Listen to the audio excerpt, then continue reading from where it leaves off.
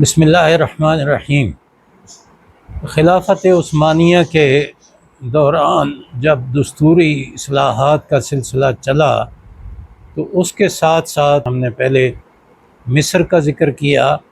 اور مصر کے بعد تیونس ایسا صوبہ تھا کہ جس کی دستوری اصلاحات خلافت عثمانیہ کی روایتی دینی دستوری سلسلے میں اس نے بھی اپنا اثر چھوڑا، اور پھر یہ ساری چیزیں مل کر آگے جو بھی کوئی اسلامی دستور بننے والا تھا اس کے اندر اس کے اثرات ہمیں نظر آتے ہیں۔ تیونس پہلے سے بنو حفص نام کا ایک خاندان تھا مسلمان، ان کے زیر حکومت تھا، لیکن یہاں پہ اہل یورپ آہستہ آہستہ اس کے قریب کافی آ چکے تھے، اور بنو حفص کے ساتھ ان کی کبھی لڑائیاں اور کبھی اتفاق اور کبھی اتحاد اور کبھی قرضوں کا لین دین یہ چلتا رہتا تھا۔ سن 1573 میں عثمانی افواج نے بنو حفص کو بھی شکست دی اور فرنگیوں کو بھی یہاں شکست ہوئی، اور یہ علاقہ ایک صوبے کے طور پہ خلافت عثمانیہ میں شامل ہوا۔ لیکن اس کی صورتحال مصر سے ذرا مختلف تھی کہ مصر میں جو محمد علی پاشا تھے جو بعد میں خدیو بنے، ان کی اپنی اچھی خاصی پاور تھی، لیکن یہاں پہ اس طرح کا معاملہ نہیں تھا، بلکہ بنو حفص کے زمانے سے فرانس کے قرضوں میں تیونس دبا ہوا تھا، اور اٹلی کے بھی مفادات یہاں پہ بہت زیادہ تھے، لہٰذا یہ ایک خالص قسم کی فوجی فتح آپ کہہ سکتے ہیں، اس کی بنا پر عثمانیوں کو یہ صوبہ حاصل ہوا۔ تو اس لیے حکمت کا تقاضا یہ ہوا کہ انہوں نے ایک فوجی کمانڈر کو ہی یہاں گورنر بنا دیا۔ ملک حیدر ان کا نام تھا، اور ینیچری فوج خلافت عثمانیہ کی کسی زمانے میں بہت زیادہ مشہور فوج ہوا کرتی تھی، اسی کے سربراہ کو یہاں کا گورنر بنایا گیا۔ مگر پھر یہاں بھی ایسا ہی ہوا، خلافت کا علاقہ بہت زیادہ تھا، اور معاملات سماجی لحاظ سے بھی کنٹرول کرنے کے لیے خاصی محنت کی ضرورت ہوتی تھی، تو یہ ینیچری سربراہ یہاں پہ چلتے رہے، اور بعد میں پھر اپنے طور پہ ہی انہوں نے ینیچری جو کمانڈر ہیں ان کو یہاں کا سربراہ چننا شروع کر دیا۔ ایک عرصہ گزرا تو پھر ان کے آپس میں اختلافات ہونے شروع ہو گئے، جس طرح مصر میں وہاں کے سربراہ نے خلافت عثمانیہ کے اندر رہتے ہوئے پہلے خدیو کا جو لقب ہے وہ اختیار کیا، تو یہاں پہ جو ینیچری سربراہ ہوتے تھے انہوں نے آہستہ آہستہ دائے کا لقب جو ہے وہ اختیار کر لیا، اور پاشا تو عثمانی ہوا ہی کرتے تھے، تو کبھی پاشا کہلا لیتے کبھی دائے کہلا لیا کرتے تھے۔ لیکن جب ان کے اختلافات بہت زیادہ ہو گئے تو 1 صدی سے زائد عرصہ یہ چل پائے۔ اس کے بعد حسینی خاندان یہاں پہ بڑے اثر رسوخ والا خاندان تھا، انہوں نے اس پہ قبضہ کر لیا، اور مولا حسین بن علی نام کے ان کے جو سربراہ تھے انہوں نے حکومت کے اوپر قبضہ کر لیا۔ انہوں نے دائے کی بجائے یا پاشا کی بجائے بے کا لقب اختیار کیا، تو عثمانی خلیفہ نے ان کی گورنری بھی تسلیم کر لی، لیکن کہا کہ آپ ہوں گے گورنر ہی، ہم آپ کو تائیدی خط بھی دیتے ہیں اور خلعت بھی عطا کر دیتے ہیں۔ تو وہ خلافت کا لباس یہ بھی زیب تن کیا کرتے تھے، اور اس کو بھی ایالت تیونس ہی کہا جاتا، الف یہ الف لام تے کے ساتھ۔ کوئی 1 صدی سے زائد عرصے تک یہ نظام بھی چلتا رہا۔ ان کا 18واں حاکم تھا احمد بے اول۔ اس کے دور میں یہاں جدید اصلاحات شروع ہوئیں، اور یہ وہ زمانہ تھا جب الجزائر پر فرانسیسی افواج قابض ہو چکی تھیں 1830 میں، اور خلافت کا سسٹم جو ہے وہ کافی کمزور ہو چکا تھا، وہ ان کا دفاع نہیں کر سکے تھے، تو یہاں جو بے تھے انہوں نے بھی یورپی افواج کے ساتھ اور خصوصاً فرانسیسیوں کے ساتھ تعلقات زیادہ بہتر رکھنے میں عافیت سمجھی، اور اس طریقے سے عثمانی خلافت کی تائید تو حاصل رہی ان کو، لیکن جو اثر رسوخ چلتا رہا بے کے اوپر وہ فرانسیسیوں کا چلتا رہا۔ لیکن یہاں پہ یورپی قوتیں فرانس، برطانیہ،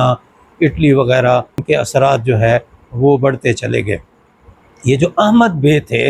انہوں نے انہی اثرات کے تحت 1840 میں یہاں باقاعدہ ریگولر فوج تشکیل دی اور فرانس کی طرز پر فوج جو ہے وہ قائم ہوئی. یہاں پہ ایک ملٹری کالج بھی قائم کر دیا گیا اور جو تیونسی مارکیٹ میں غلاموں کی خرید و فروخت پر پابندی لگا دی. غلامی کا سلسلہ ختم کر دیا گیا اور تمام لوگوں کے مساوی حقوق اور مساوی آزادی کا اعلان کر دیا گیا. اس کے بعد احمد بے نے بے کی بجائے اپنے لیے مشیر کا لقب اختیار کر لیا، جیسے چانسلر آپ کہہ سکتے ہیں، لیکن امیر صوبہ تیونس جو ہے وہ بھی کہلاتے رہے. یہ جزوی قسم کی دستوری اصلاحات تھیں، باقاعدہ کوئی اب تک دستوری دستاویز جو ہے جاری نہیں ہوئی تھی، لیکن یہی جزوی اصلاحات، یہ بعد کے دستوری اصلاحات پر ان کا بہت زیادہ اثر ہوا. احمد بے کا جب انتقال ہوا تو ان کے چچا زاد بھائی محمد بے تخت نشین ہوئے اور انہوں نے بھی وہ سلسلہ جاری رکھا اور زیادہ تر فوجی اصلاحات پر زور رہا اور جو شہری تھے ان کی حیثیت پر زور رہا. وہ سب کے سب آزاد شہری شمار ہوتے تھے، غلامی وغیرہ کا سلسلہ جو ہے وہ ختم ہو چکا تھا. اب یہاں آ کے جو کام زیادہ نیا کام ہوا وہ یہ ہوا کہ جو غیر مسلم ہوا کرتے تھے اور غیر ملکی یہاں پہ موجود تھے ان کے لیے ایک عہد امان کے نام سے دستاویز جاری کی گئی ہے 9 ستمبر 1857 کو. اس سے ہم اندازہ لگا سکتے ہیں کہ ابھی تک خلافت عثمانیہ کا اپنا دستور باقاعدہ جاری نہیں ہوا تھا اور وہ تنظیمات کے دور سے گزر رہا تھا کہ یہاں پہ یہ عہد امان کے نام سے ایک طرح سے دستوری قواعد و ضوابط کی جو دستاویز ہے وہ جاری ہو گئی. تیونس میں مقیم غیر ملکی سفارتکار جو تھے انہوں نے کافی اس میں کردار ادا کیا اور ایک وزیر جوزف رافو کے نام سے سفارتی افسر تھے، ان کا نام لیا جاتا ہے کہ انہوں نے ڈرافٹنگ وغیرہ میں بہت زیادہ اثر اندازی کی. اور اسی طریقے سے بہت سارے وزراء ایسے یورپی کلچر سے متاثر تھے اور وہاں کے پڑھے ہوئے اور وہاں کے کلچر کو سمجھنے والے، انہوں نے بھی اس میں کافی کلیدی کردار جو ہے ادا کر دیا. اس سے پتہ یہ چلتا ہے کہ جو سماجی اثرات ہوتے ہیں اور جو سماجی برتری ہوتی ہے وہ اپنی جگہ بہرحال سیاسی اور دستوری دستاویزات میں بنا لیا کرتی ہے. یہ جتنی بھی دستاویزات آ رہی تھیں ان کے اندر باقاعدہ قرآنی آیات اور احادیث کے حوالے چل رہے تھے. انہوں نے جو عہد امان ایک جاری کر دیا محمد بے نے، اور اس عہد امان کے اندر جتنے غیر ملکی تھے یا غیر مذاہب والے تھے ان کو پراپر شہری ہونے کی جو حیثیتیں دی گئی اور اس کے اندر کوئی 11 اصول طے کر دیے گئے اور انہیں اصولوں کے تحت بعد میں جہاں پہ دساتیر بنتے رہے. تو اس کی ابتدا ایک دینی روایتی خطبے سے ہوئی اور الحمدللہ اور آیات اور احادیث سے استشہاد کیا گیا کہ جی امن و امان کی کیا اہمیت ہوتی ہے. تو اس عہد امان کے اندر ابتدا میں آیات سے استشہاد کر کے شریعت مطہرہ میں امن و امان کی اہمیت بتائی گئی اور شریعت کے قوانین پر عمل کو ضروری قرار دیا گیا اور اس کی اہمیت جو ہے باقاعدہ حوالہ جات شریعت سے دے کر وہ کیے گئے. اور اس میں ایک وعدہ کیا گیا کہ اس میں جو دفعات ہم بنا رہے ہیں ان میں سے کوئی دفعہ شریعت کے قوانین سے اور قواعد و ضوابط سے ہرگز متصادم نہیں ہوگی. اور اس میں کہا گیا کہ ایک مجلس شریعت بھی قائم کر دی گئی ہے اور اس کے قواعد و ضوابط بنا دیے گئے ہیں. ان قواعد و ضوابط کے تحت یہ ہوگی مجلس شریعت، لیکن وہ پابند ہوگی ان قواعد و ضوابط کی اور وہ ان قواعد و ضوابط کے تحت فیصلے کیا کرے گی. وہ 11 دفعات تھیں. ان کا خلاصہ اگر ہم نکالیں تو پہلی دفعہ کا خلاصہ یہ تھا کہ یہ ایالت تونس یا صوبہ تونس کے تمام رعایا اور اس کے اندر عارضی طور پہ رہنے والے لوگ جو ہیں مذہب، زبان اور رنگ کے امتیاز کے بغیر ان کے جان، مال اور عزت کو تحفظ ریاست فراہم کرے گی. اور دفعہ 2 کا خلاصہ یہ تھا کہ قانون کی نظر میں سب برابر ہوں گے اور کسی کو استثناء حاصل نہیں ہوگا. اور دفعہ 3 کا خلاصہ یہ تھا کہ اس صوبے کے سکان میں عدل و انصاف کے استحقاق کے سلسلے میں مسلم اور غیر مسلم بھی برابر ہوں گے، کسی کو اس میں فرق نہیں کیا جائے گا. اور چوتھی دفعہ کا خلاصہ یہ تھا کہ یہ جو رعیت ہے اس میں ذمیوں کو اپنا دین بدلنے پر مجبور نہیں کیا جائے گا۔ فورس کنورژن کا سلسلہ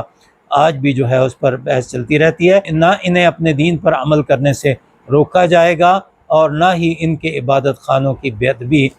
کی جائے گی۔ 5ویں دفعہ کا خلاصہ یہ تھا کہ فوج میں تنوع کا تحفظ کیا جائے گا۔ تنوع جو ہے وہ نسلی لحاظ سے بھی تھا، تنوع جو ہے وہ دینی لحاظ سے بھی تھا،